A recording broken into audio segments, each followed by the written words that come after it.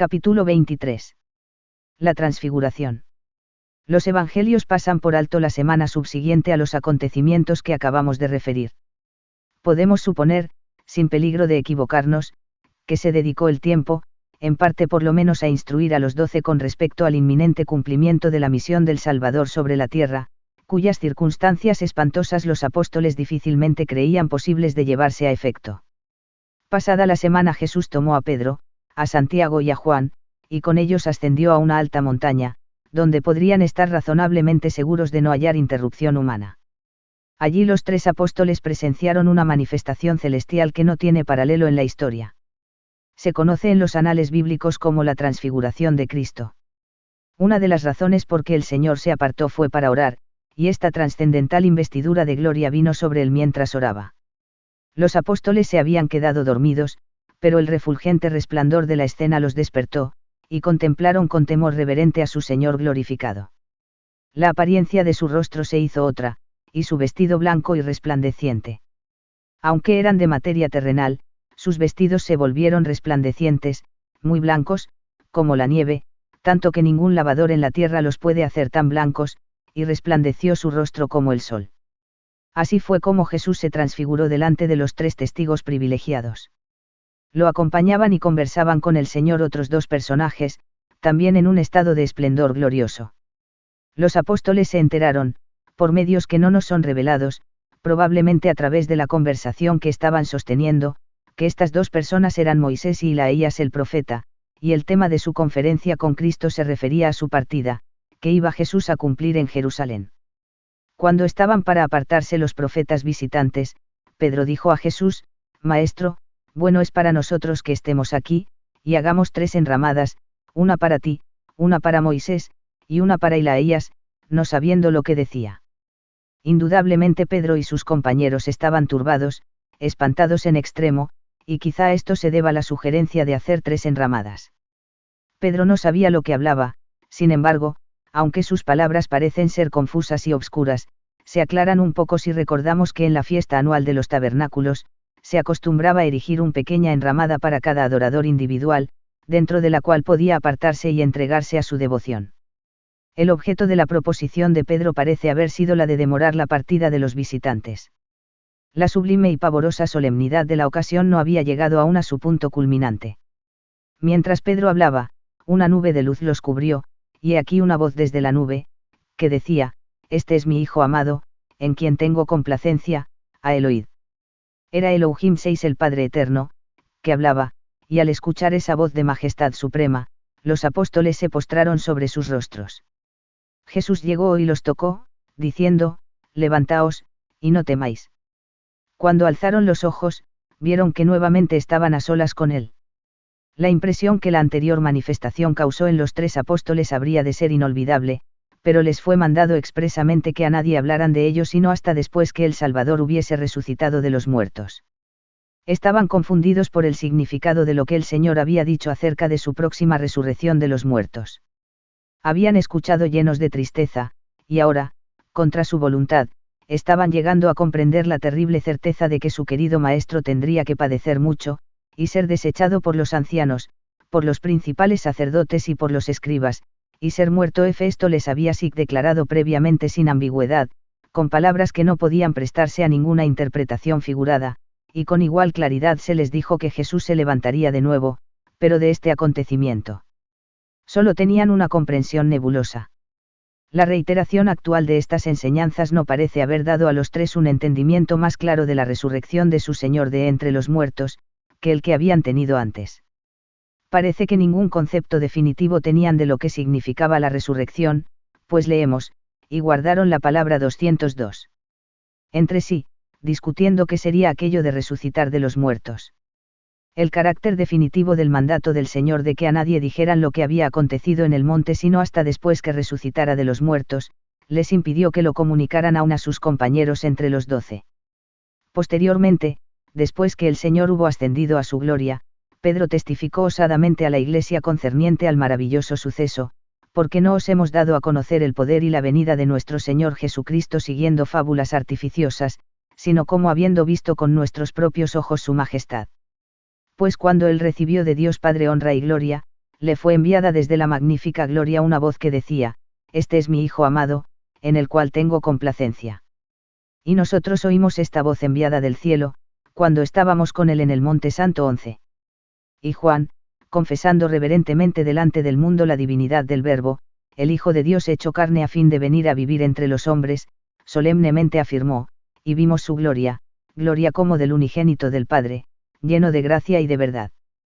El propósito divino manifestado en la transfiguración puede ser tan incomprensible para la mente humana como lo es formarse un concepto completo de su esplendor consiguiente cuando se describe verbalmente. Sin embargo, se destacan ciertos aspectos de los resultados logrados. La manifestación fortaleció y alentó a Jesús. La expectativa de los acontecimientos que inmediatamente lo esperaban, y fuerza debe haber sido deprimente y desalentadora en extremo. Ahí recorrer fielmente el camino de la obra de su vida, había llegado a la orilla del valle de las sombras de la muerte, y era preciso vigorizar la parte humana de su naturaleza. Así como al finalizar los angustiosos momentos del ayuno de 40 días y la tentación personal de Satanás, lo ministraron ángeles enviados de lo alto, y en la hora agonizante de su sudor de sangre, nuevamente iba a ser fortalecido por el ministerio de ángeles, también ahora, en este periodo crítico y decisivo, el principio del fin, acudieron visitantes del mundo invisible para consolarlo y animarlo. Los evangelistas del Nuevo Testamento no informan toda la conversación que se llevó a cabo en la entrevista de Jesús con Moisés y Isaías el profeta. La voz de su padre, cuyo primogénito él era en el mundo de los espíritus, así como su unigénito en la carne, fue una confirmación suprema. Sin embargo, la voz se dirigió a los 3 apóstoles más bien que a Jesús, que, en la ocasión de su bautismo, ya había recibido la aceptación y testimonio del Padre. La versión más completa de lo que el Padre declaró a Pedro, Santiago y Juan es la que hallamos en ese Mateo: Este es mi Hijo amado, en quien tengo complacencia, a él oíd. Aparte de la proclamación de la naturaleza divina de su Hijo, las palabras del Padre también fueron categóricas y portentosas. Moisés, promulgador de la ley. Y Isaías, representante de los profetas, entre quienes especialmente descollaba por la distinción de no haber gustado la muerte, habían ministrado a Jesús y lo habían obedecido. Con el mandamiento, a él oíd, se atestiguó el cumplimiento de la ley y la preeminencia del Mesías sobre los profetas. Se había establecido una dispensación nueva, la del Evangelio, respecto de la cual la ley y los profetas solo habían sido una preparación. Los apóstoles ya no habían de guiarse por Moisés ni Isaías el profeta, sino por él, su Señor, Jesús el Cristo. Los 3 apóstoles escogidos, el hombre de piedra, y los hijos del trueno habían visto al Señor en gloria, y se maravillaron de que tal cosa pudiera acontecer en esa época, en vista de que según ellos interpretaban las Escrituras, se había predicho que Isaías el profeta antecedería el advenimiento triunfante del Mesías. Mientras descendían de la montaña, preguntaron al maestro: ¿por qué, pues, dicen los escribas que es necesario que Isaías venga primero? Jesús confirmó la profecía de que Isaías vendría primero, es decir, antes del advenimiento glorioso del Señor en que estaban pensando. Mas os digo, añadió, que Isaías ya vino, y no le conocieron, sino que hicieron con él todo lo que quisieron, así también el Hijo del Hombre padecerá de ellos. Entonces los discípulos comprendieron que les había hablado de Juan el Bautista. Antes del nacimiento del Bautista, el ángel Gabriel le anunció a Zacarías que su hijo Juan obraría con el espíritu y el poder de Isaías en calidad del precursor del Cristo, y en su memorable tributo a la fidelidad y grandeza del Bautista, Jesús había afirmado que Juan era ese Isaías particular. El contexto indica que las palabras de Jesús, en la ocasión de referencia y si queréis recibirlo, él es aquel Isaías que había de venir, por lo general no serían aceptadas inteligiblemente. 203. No fue posible que Jesús haya dado a entender que Juan y Isaías el profeta eran la misma persona, ni el pueblo pudo haber tomado sus palabras en ese sentido, porque los judíos repudiaban la falsa doctrina de la transmigración o reencarnación de los espíritus. La aparente dificultad deja de existir si se toma en cuenta que en las Escrituras no se intenta distinguir entre Isaías tisbita y cualquier otra persona llamada Isaías. La declaración de Gabriel, de que Juan, que aún no nacía en ese tiempo, tendría el espíritu y el poder de Isaías, indica que el nombre Isaías es el título de un oficio. Todo restaurador, precursor o enviado de Dios a preparar el camino para acontecimientos mayores en el plan del Evangelio, es un Isaías. De hecho, el apelativo Isaías es al mismo tiempo un nombre personal y un título. En la dispensación actual, tanto el antiguo Ilaías, que perteneció a la época de Abraham, mediante el espíritu de cuyo oficio muchos han ministrado en distintas épocas, así como Ilaías el profeta, han aparecido en persona y conferido su autoridad particular y separada a los portadores del santo sacerdocio en los últimos días, y las llaves que ellos ejercieron sacerdocio en los últimos días, y las llaves que ellos ejercieron iglesia restaurada de Jesucristo. La autoridad de Ilaías es menor que la de Ilaías el profeta, pues la primera es una de las funciones del orden arónico o menor del sacerdocio, mientras estuvieron en la tierra existen actualmente en la Melquisedec.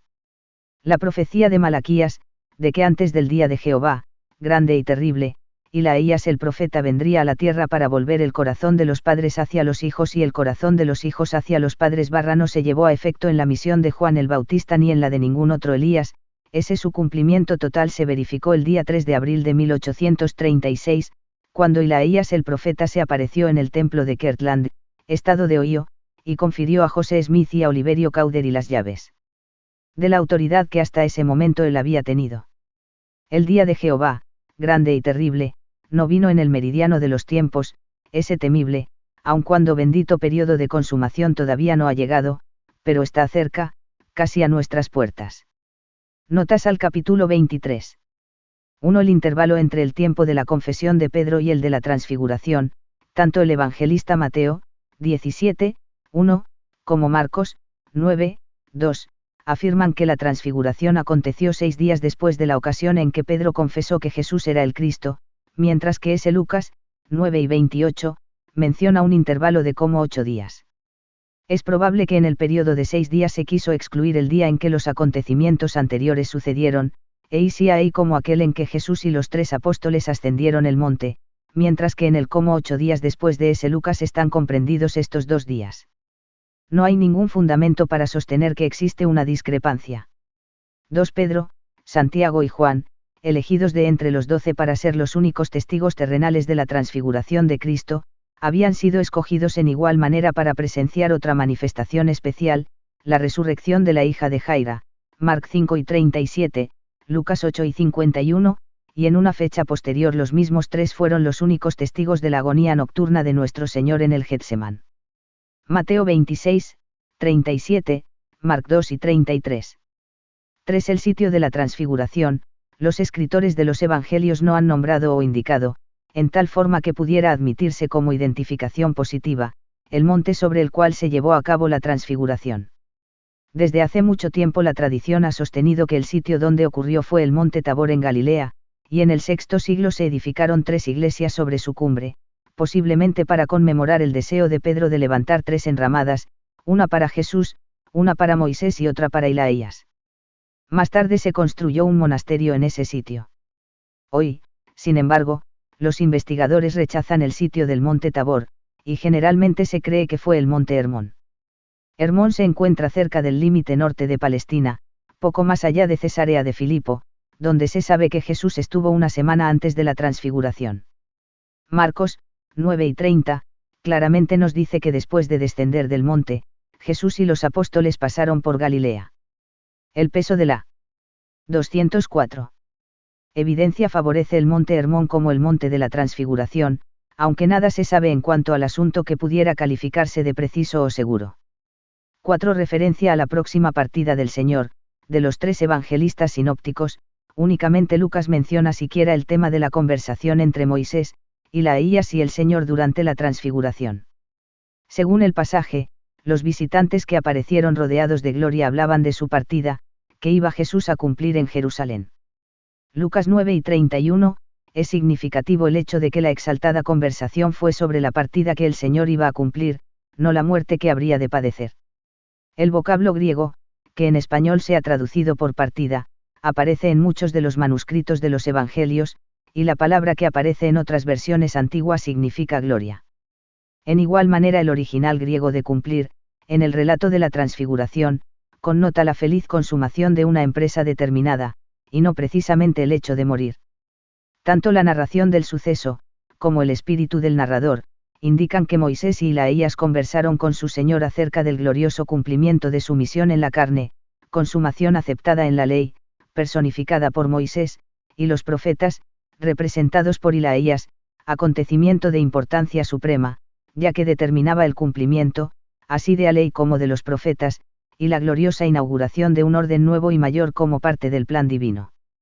La partida que el Salvador habría de cumplir en breve consistía en entregar voluntariamente su vida para realizar un propósito, exaltado y preordinado a la vez, no una muerte mediante la cual moriría pasivamente por motivo de circunstancias que él no podía gobernar. Véanse las páginas 441 y 696 de esta obra. 5. Ilaías, como claramente se ve en algunas de las revelaciones recibidas por José Smith, Doki con 27, 6, 9, 110, 12, 13, son dos los personajes, y dos los oficios que estos nombres representan. El profeta hizo una distinción muy clara entre el espíritu y el oficio de los dos, y retuvo para uno el nombre de Ilaícha, que es la forma hebrea de la palabra, mientras que el otro señaló con el equivalente griego, Ilaías. En español, sin embargo, no hay sino una forma para ambos, y se ha intentado hacer una distinción llamando Ilaías el profeta al que José Smith designa como Ilaícha y simplemente Ilaías, al otro. Artículos de fe, por James et al. Mill, página 504. 6. El espíritu y el poder de Ilaías. Las escrituras, así las antiguas como las de los postreros días, testifican que Juan el Bautista, en calidad de restaurador, precursor o uno enviado a preparar el camino para una obra mayor que la suya, efectivamente cumplió la misión de un Ilaías. Por conducto de él se predicó y se administró el bautismo de agua para la remisión de pecados, e hizo posible el bautismo mayor, o sea el del Espíritu. Fiel a su misión, vino en la dispensación postrera y restauró, por ordenación, el sacerdocio de Aarón, que tiene la autoridad para bautizar. De manera que preparó el camino para la obra vicaria de bautizar por los muertos, y Ilaías el profeta restauró la autoridad para efectuarla. Véase la página 157 de esta obra. Esta ordenanza es preeminentemente el medio por el cual los hijos y los padres serán unidos con un vínculo eterno. El 10 de marzo de 1844 el profeta José Smith dio la siguiente explicación del poder de Ilaías, comparándolo con la autoridad mayor: el espíritu de Ilaías es primero, Ilaías el profeta segundo, y el Mesías al último. Ilaías es un precursor para preparar el camino, y entonces viene el espíritu y poder de Ilaías el profeta con las llaves del poder, para edificar el templo hasta su coronamiento, fijar los sellos del sacerdocio de Melquisedec sobre la casa de Israel y disponer todas las cosas. Entonces vendrá el Mesías a su templo, que será el fin de todo. El Mesías es mayor que el espíritu y poder de Ilaías el profeta, porque él hizo el mundo, y fue para Moisés aquella roca espiritual en el desierto. Ilaías el profeta ha de venir y preparar el camino y edificar el reino antes de la venida del gran día del Señor, aunque el espíritu del Ilaías precursor podrá iniciarlo. Documentange. History of the Church, tomo 6, página 254.